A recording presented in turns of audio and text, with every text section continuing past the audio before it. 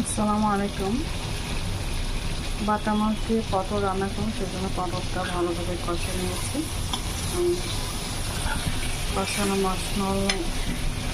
মশলার মধ্যে আদা, রসুন, গরম মশলা, লবণ, হলুদ, মরিচ, সয়াবিন তেল দিয়ে একসঙ্গে কষে নিচ্ছি। পটলটা মাছটা কষে নিয়েছি। মাছটা এখন সবজির মধ্যে ঢেলে দেবো।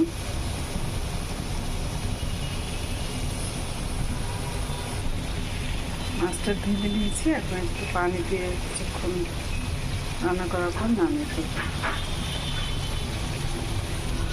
এখন মাছে পানি দেব।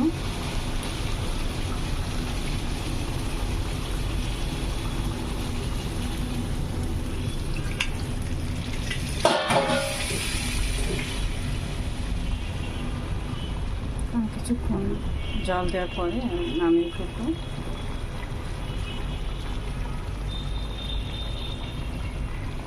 দেখে আলু দিয়ে মুরগির মাংস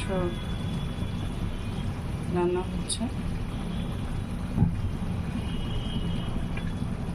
এখনো বড় কোটে নেই মুরগির মাংস, প্রথমে দেখতে থাকুন। বন্ধুরা, এখন বাটা দিয়ে পটল মাছের রান্না করতে হয়ে গেছে। এখন নামাবো। দেখি মুরগির মাংসটা খাওয়া